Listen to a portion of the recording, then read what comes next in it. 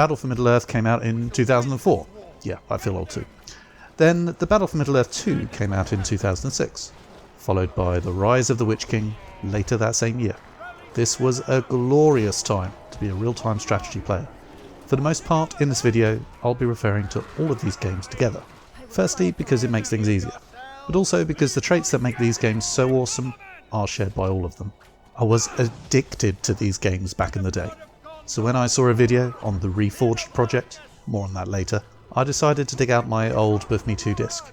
And of course, the first thing I did was load up the Helms Deep map you can see in this video, with myself defending the keep and deeping wall against 3 brutal Isengard AIs. Suffice to say, I didn't stand a chance. But the point wasn't to win.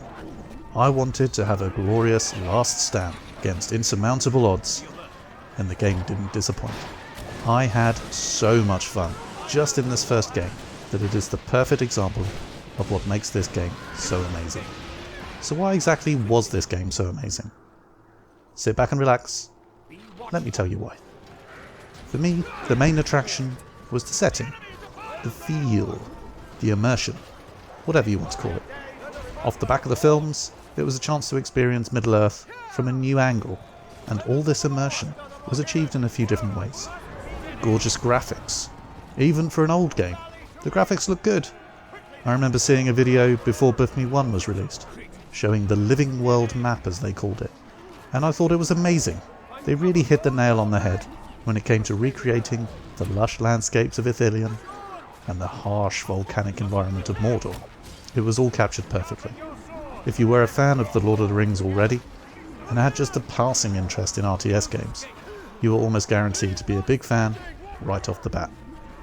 Then we move on to the music, which literally came straight out of the films, so it had a pretty major head start on that front. But the game also just knows when to ramp up the orchestra in the middle of a huge battle, or keep things nice and calm at the beginning of a match. These days, games put a lot of effort into their soundtracks, but back then, having an epic movie score that could be copy and pasted into a game was a massive win for the Battle for Middle-earth. I have to give a special mention to the quotes made by each unit. Any fan of the game could spend a good half an hour just quoting the stupid stuff the units say when you select them or give them an order.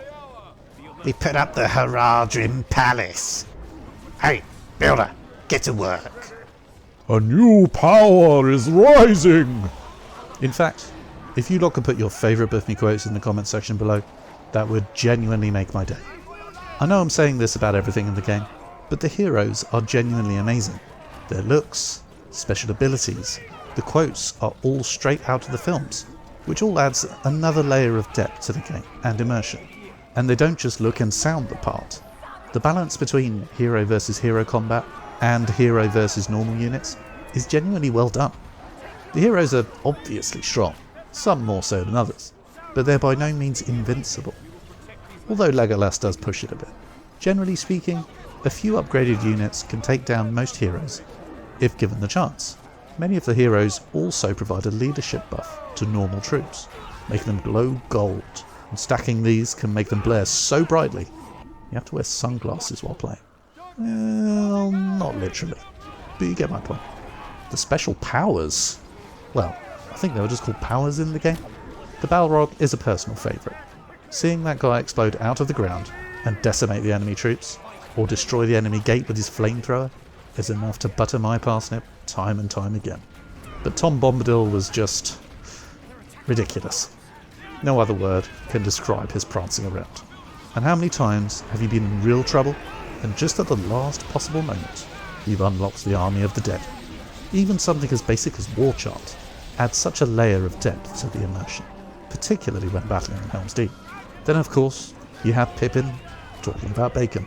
So whether it's a War Chant, summoning Ents, the Eye of Sauron, or a mother-loving dragon, the powers brought not just added depth, but even more immersion into Middle-earth.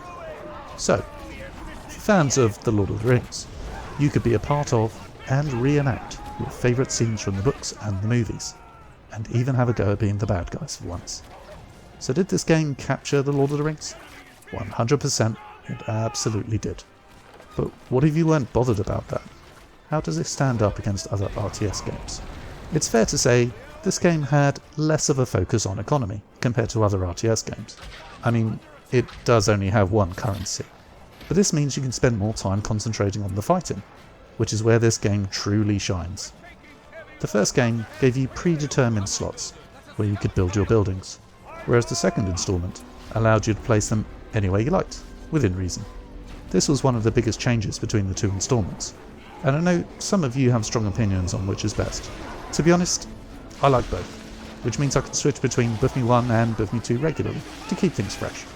Units gain experience and are upgraded individually, so there's far more emphasis on keeping certain units alive, which can lead to some real squeaky bum moments when your fully leveled up archer units are down to their last man and you're desperately trying to cover their retreat.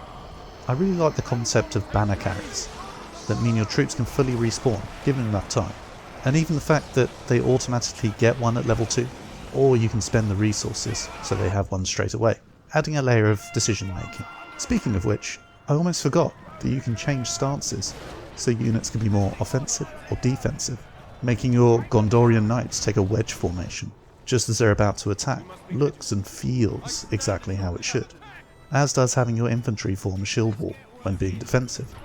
In BFME 1 you could even combine units, so that archers would stand behind foot soldiers for protection, while allowing you to select them as one unit. To be honest, I wasn't a big fan of that. It felt clunky, as I don't recall a way you could separate them once combined, but it was nice to have the option.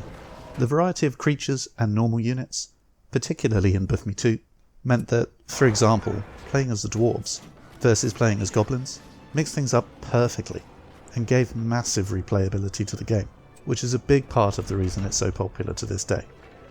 There aren't many factions when compared to other RTSs, such as Rise of Nations, but when you look at how different each faction is, you can understand why.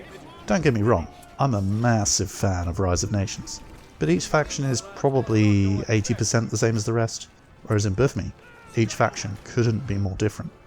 This game is all about effective micromanagement, not just of a huge army.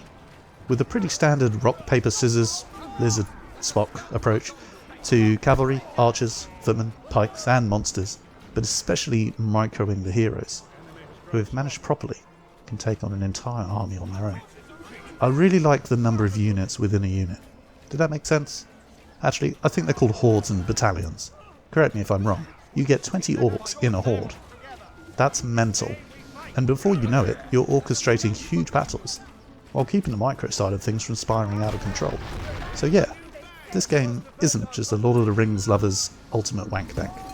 It's a genuinely solid and fun strategy game, even if you've never heard of the franchise before.